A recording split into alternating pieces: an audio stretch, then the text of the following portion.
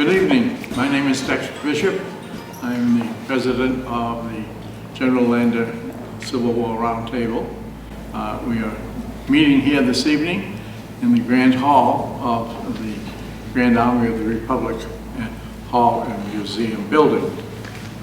We are also very fortunate that we're set up to have the ability to stream out live. So we are here and there, which is a great thing to have happening. I want to wish everybody a happy Veterans Day. And on that, I would like to just introduce our speaker this evening, Kevin Tucker, close friend and an avid Civil War individual. When I say individual, he is a past department commander of the Sons of Union Veterans of the Civil War. He is presently a member of the governing body of the National Sons Union, and very active. He's also carries the title of Major in the SVR, which is the military side of the Sons of Union Veterans. And at that, I'm going to ask if you come in and take it away. Good evening. Thanks for coming, and thanks everyone at home. My name is Kevin Tucker. I'm the past department commander of the Sons of Union Veterans of the Civil War.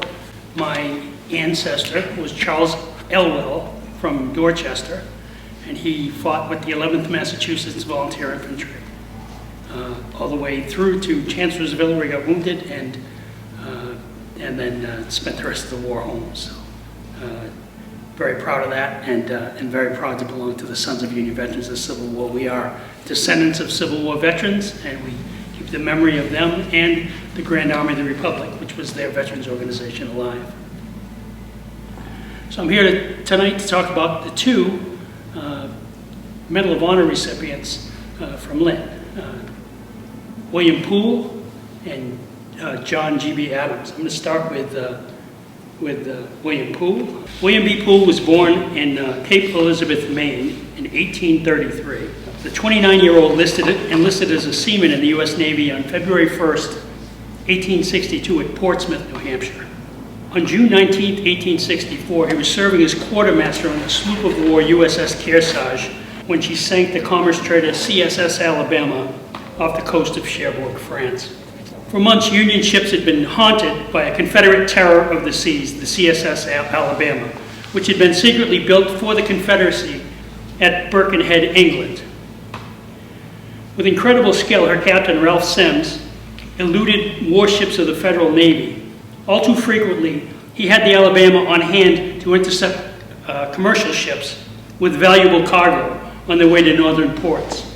In the two-year period between 1862 and 1864, the Alabama had captured or sunk more than 50 Union ships with cargoes valued at $6.5 million. Despite the best efforts of the U.S. Navy, no northern vessels had ever engaged in the Alabama in combat. Suddenly, word came to Captain John A. Winslow of the Federal sloop Kearsarge that the enemy ship had been forced to put in at Cherbourg, France, for repairs. A few days after the Alabama docked, on June 14, 1864, the Kearsarge appeared off the coast of France, where she waited for the rebel vessel to make her way out to the sea. On board the Union warship, Quartermaster William B. Poole nervously anticipated the approaching battle. Should it be his turn at the helm when the battle began, he would bear an awful responsibility. Another quartermaster aboard the Kearsarge sat in the brig, more concerned about being court-martialed. This was James Saunders, who had gotten himself into trouble on a recent shore leave in Holland where he got into a brawl. On the morning of June 19th, the Alabama appeared to be getting up steam. The sky had been overcast and there was still a threat of low clouds and squalls. Captain Winslow, observing the enemy through his binoculars, felt certain that the Alabama would attempt to make a run for it into the squall. He ordered the Kearsarge to be made ready. Gun crews were sent to their stations, the decks were cleared and sanded, and every able-bodied man was needed, including James Saunders, who was released from the brig to take part in the battle. At about 10 a.m., the Alabama's sails were suddenly unfurled and the dauntless Confederate ship moved rapidly out to sea. By this time, hundreds of spectators had gathered along the bluffs along the French coast.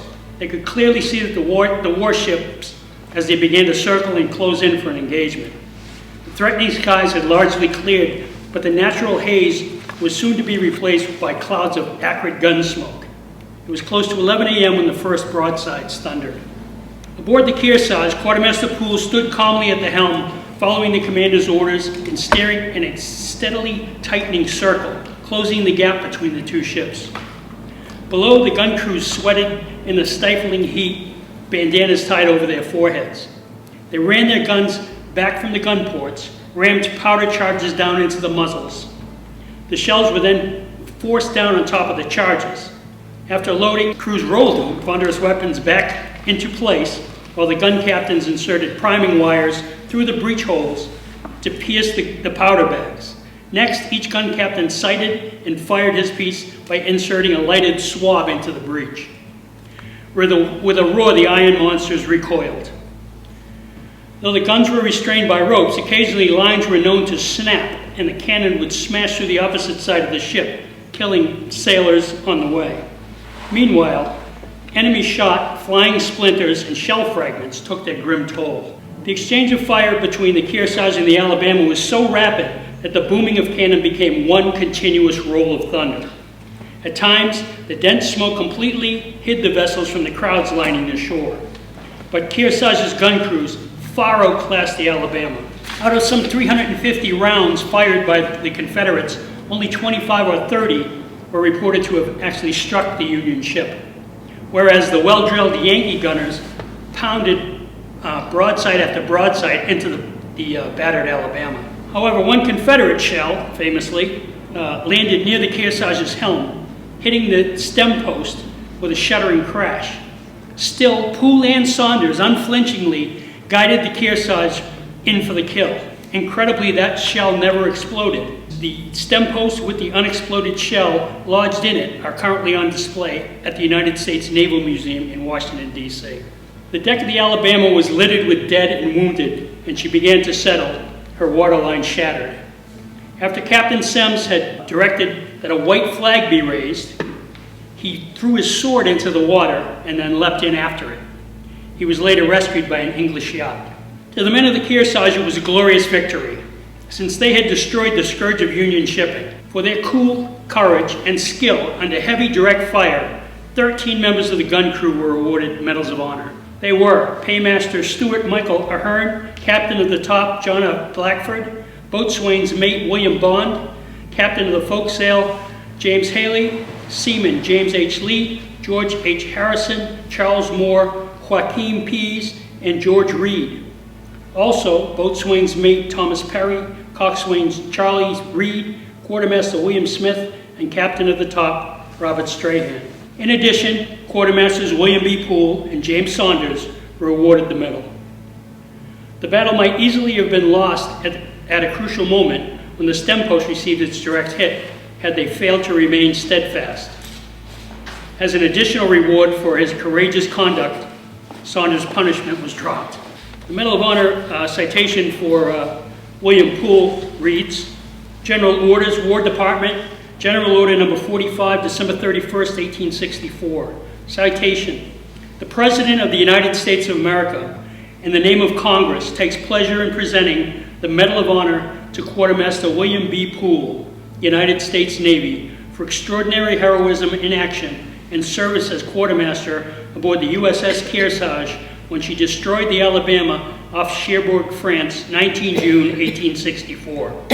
Stationed at the helm, Quartermaster Poole steered the ship during the engagement in a cool and most creditable manner and was highly commended by his divisional officer for gallantry under fire. William Poole was discharged from the Navy on November 13, 1864, but again felt the calling of the sea soon after. He re-enlisted in the Navy on February 15, 1865, and served as quartermaster for 3 more years, seeing service aboard the USS Ohio, USS Tahoma, USS Vermont, and finally the USS Saratoga. William Poole settled in Lynn with his wife and 3 children. He died on August 14, 1904, and is buried at Pine Grove Cemetery in Lynn, Massachusetts. Fellow Civil War Medal of Honor recipient John G.B. Adams is buried at the same cemetery.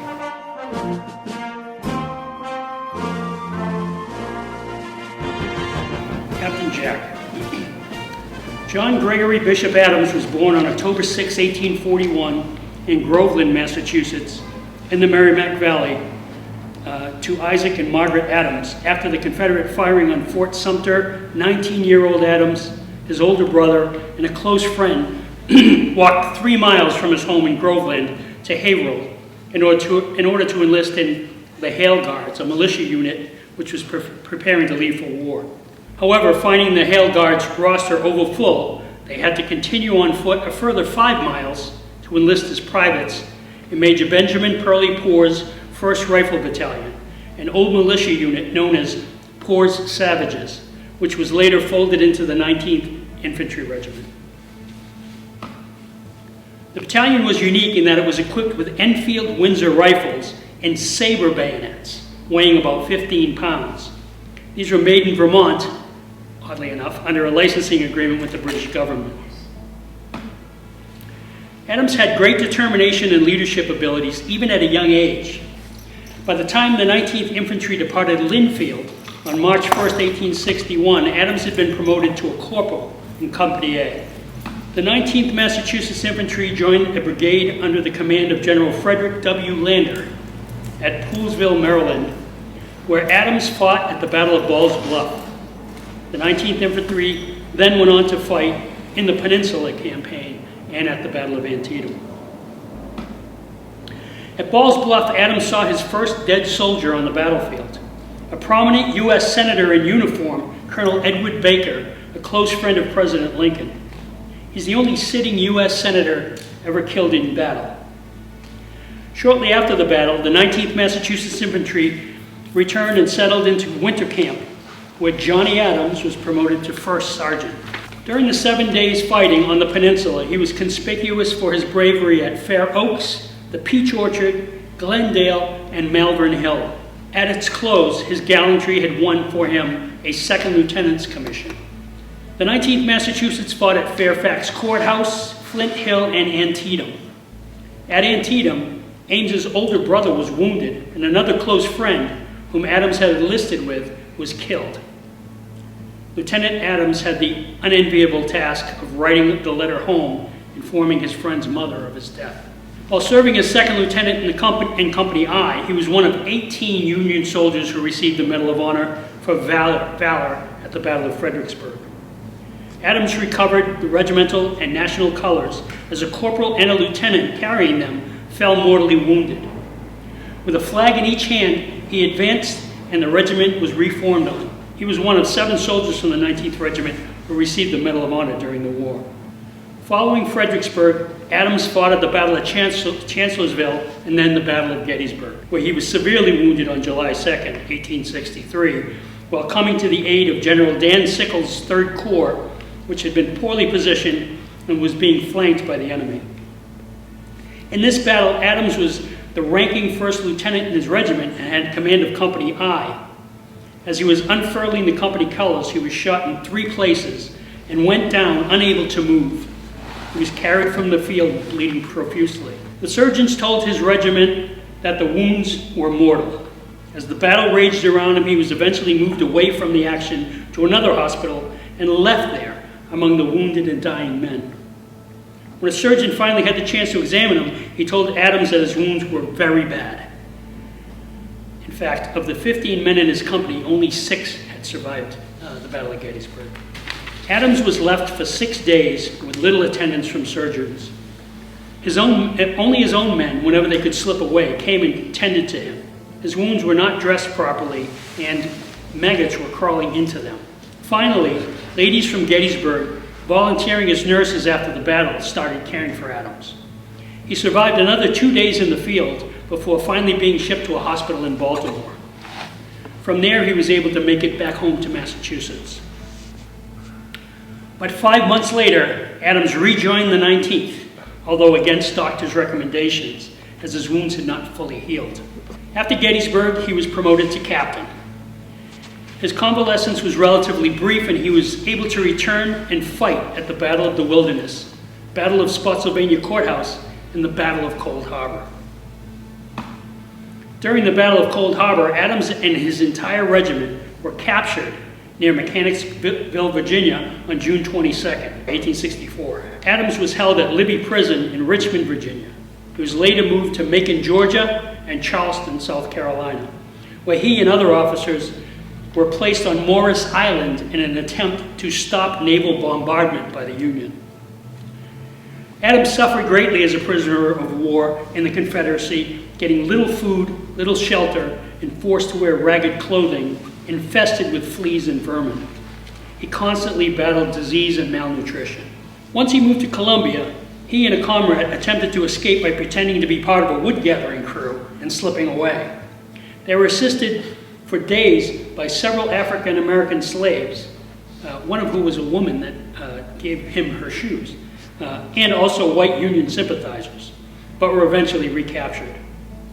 Adams was held for a total of 9 months before eventually being exchanged. The war ended shortly after, and Adams was discharged.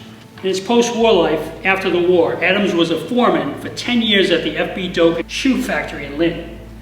He served as an elector for the state in the 1968 presidential election. He left the foreman job to become an inspector at the Boston Custom House, and later served as postmaster of Lynn, and then, eventually, deputy warden of the State Reformatory of Concord. In 1895, he was elected sergeant-at-arms for the Massachusetts legislature, overseeing a staff of approximately 40 and earning a salary of $3,000, which would translate to about $100,000 in today's money. Upon his discharge from the Army, Adams dedicated the rest of his life to assisting Union veterans. He joined the Grand Army of the Republic as the first member of the General Frederick W. Lander Post Number 5, the building we're sitting in right now, establishing this as his local post. He served as a delegate to the National GAR Convention, or encampment, 12 times, and served a year as department commander before being elected commander-in-chief in 1893. At the time he was elected, he had been president of the Association of Survivors of Rebel Prisons for 7 years. He was also a member of the Massachusetts Commandery of the Military Order of the Loyal Legion of the United States, otherwise known as MOLLUS. Adams was one of the founders and trustees of the Soldiers' Homes of Massachusetts. These Grand Army of the Republic members lobbied the state legislature, raised funds, and purchased the Highland Park Hotel at Powderhorn Hill in Chelsea as the site of the hospital. It was opened on July 25th, 1882, when its first 6 residents were admitted. By the end of the first year, it was home to 248. Adams became the Board of Trustees' second president and oversaw the raising of additional funds for expansion, including the erection of a hospital, which was eventually named after him. In 1899, Adams published his memoir of war service, Reminiscences of the 19th Massachusetts Regiment. He died at age 59 on October 19, 1900, and is buried at Pine Grove Cemetery in Lynn at Aspen Avenue, Lot 3. Thank you so much.